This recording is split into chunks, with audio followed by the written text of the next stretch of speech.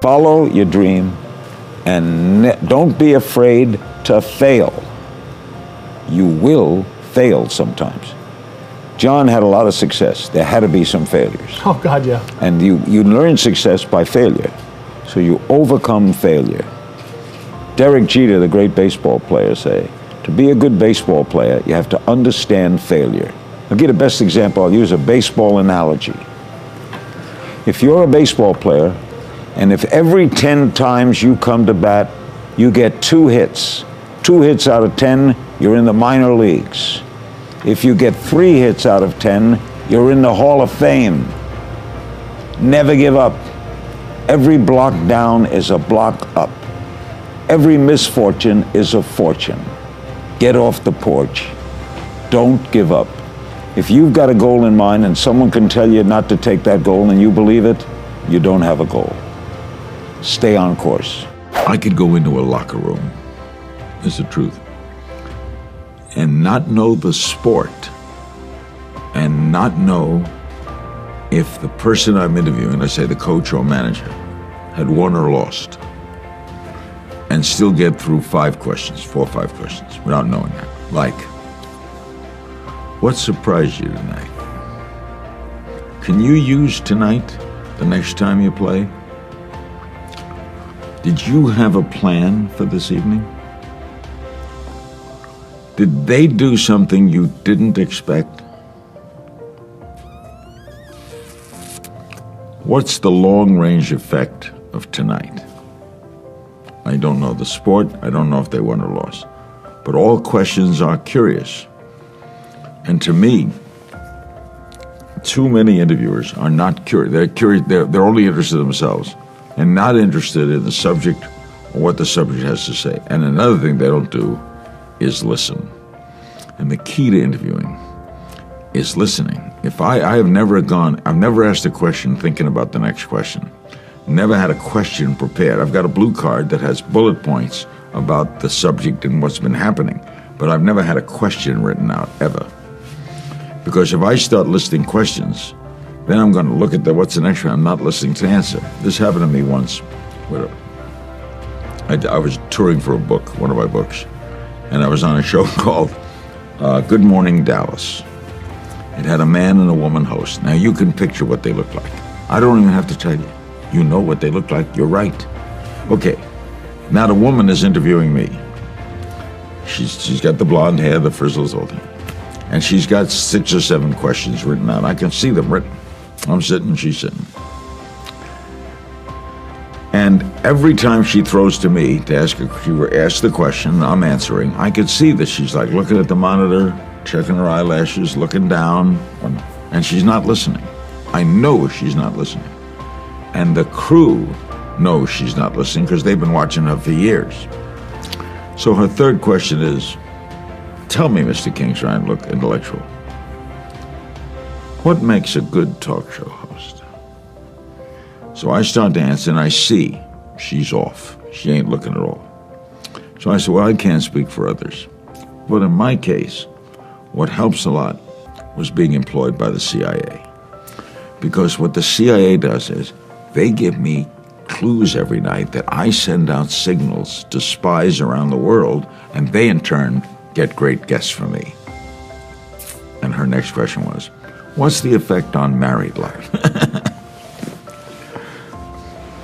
So it rings bad in my ear when I hear, because I think it's an art form, and I don't take much credit for it, because I had it when I was a kid. I was born with the gift of curiosity. I'm not a big believer in God or anything. I don't know where it came from. If there is a God, I thank him or her. But wherever it came from, to have that, it's a gift. I remember when I was a kid at ball games, the end of a game, most kids wanted autographs. I never cared about an autograph. I would run down the street with a Pee Wee Reese, later I got to know. Now I'm 10, 11 years old. I'm running down the street. Pee Wee in the 3rd inning. Why did they bunt? Why did you bunt? Why'd you do this? Why? It was always why. Why? And why still fascinates me to this day. Why do people do what they do? What makes them tick? Stay with what you want to do.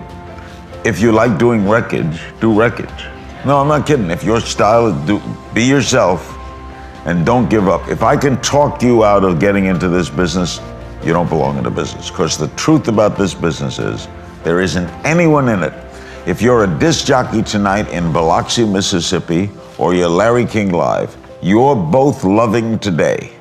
That disc jockey going into that studio about to play country music, or Larry King going into his studio to interview Charles Rangel, loves it. They're doing what they love. They may not like the program director. They may not like the current broadcast studio, but they love what they do. When that light goes on. So if I can talk you out of being excited by that light, find another business. Because everybody in it wants to be in it. There isn't anyone in this business who doesn't want to be in it. Frank is not in it as much as he used to. I guarantee you he misses it. I guarantee you there are days when a big news story breaks that he wants to be there. He wants to do that story. If you don't have that, don't try, because the competition is fierce. It's a very popular way to make a living, because it beats work. It does, it beats work. I mean, they pay you for something that you enjoy. They pay me to go to, I never went to college. That's how this scholarship started, but I go to college every night. I get paid to go to college. I can remember being a boy, getting on a bus, school bus, and saying to the driver, why do you want to drive a bus?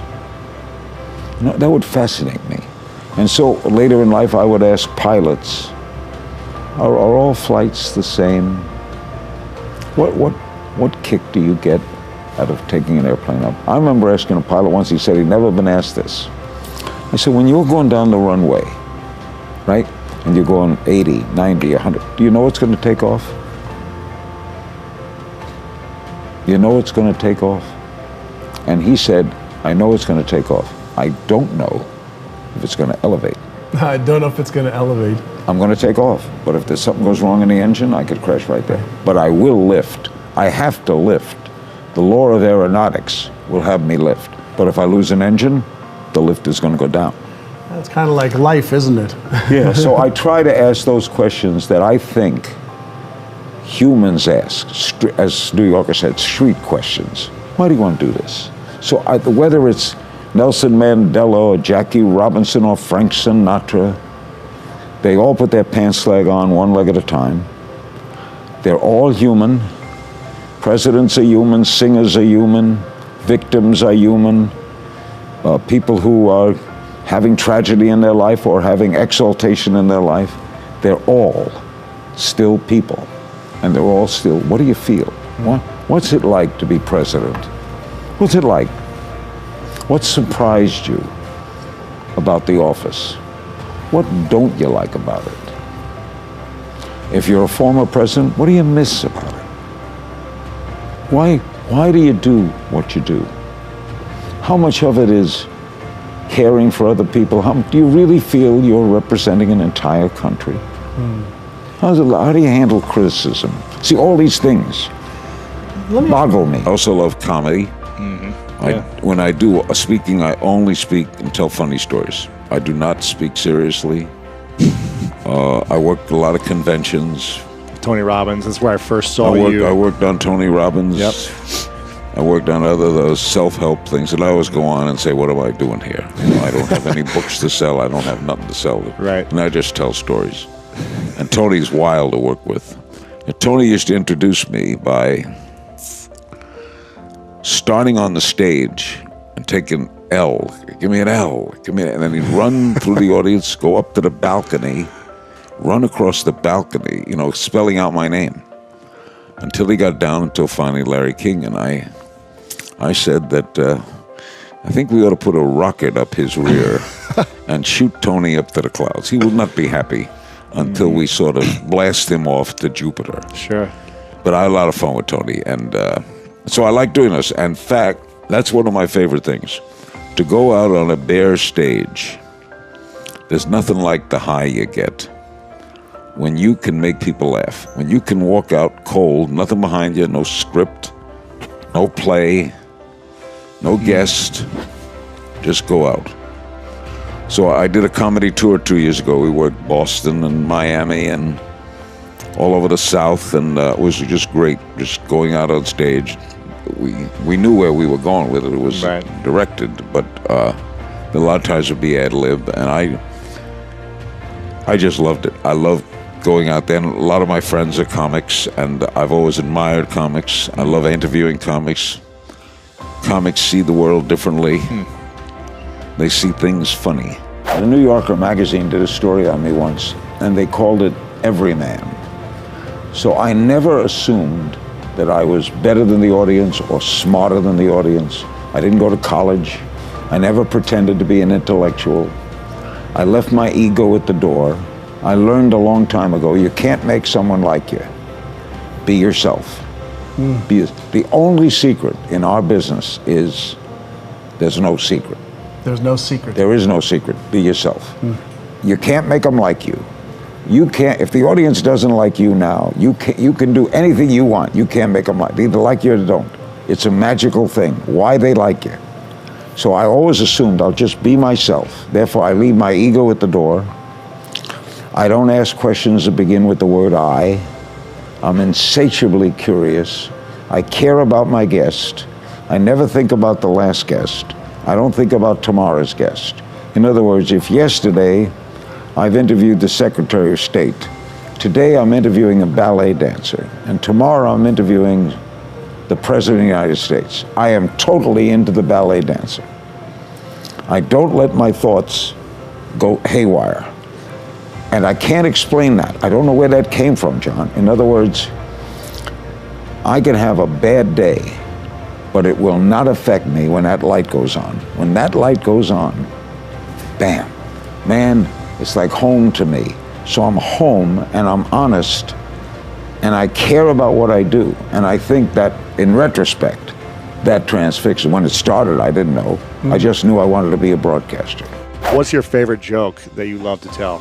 Or the I've got thousands. if you could only tell one joke, what's the one you would want to tell? It's some of the most recent ones I've heard. Well, I'll give you two. Yes. There's a train that goes every night from New York to Chicago. It's an all Pullman train, all sleeper. Leaves New York at 1 in the morning and gets to Chicago at 10 in the morning. Guy checks into his compartment, and suddenly the door opens and a woman checks in. Now, normally, Amtrak would not sell single woman, single man to spend a night together, but it was the last seat on the train. The woman insisted she had to be in Chicago. So they said, okay. And she got into the lower berth, the man got into the upper berth, and the train began its trek. After a little while, the man leaned over and said, I'm a little chilled. Could I borrow a blanket? The woman looked up and said, you know, we're never going to see each other again. We're on this train for one night, going to Chicago. We've got 9 hours together. Why don't we just snuggle up a little, huh? Why don't we play man and wife? You and me, man and wife. The guy says, sure. She says, good, get your own goddamn blanket. That's a good one. And the other one was, those are funny. Yes. In Oregon, this company that chops down trees is hiring people to chop down trees. A foreman is interviewing people, and a one-armed midget shows up. A midget with one arm, applying for a job as a tree cutter. And the foreman says, you gotta be kidding. He says, no, I can chop down trees. He says, okay, here's an axe. Go out there, and there's a bunch of trees, chop them down. The midget goes out, carrying the axe along the ground, picks it up, and whack, whack, whack, whack, whack, knocks down 20 trees in a minute. Whack! He comes back, the foreman says, you are the greatest tree cutter I have ever seen. You're hired, you're unbelievable, you're a one-armed midget, but where did you work last? He says, I worked the Sahara forest. He says, you mean the desert? He says, well, now.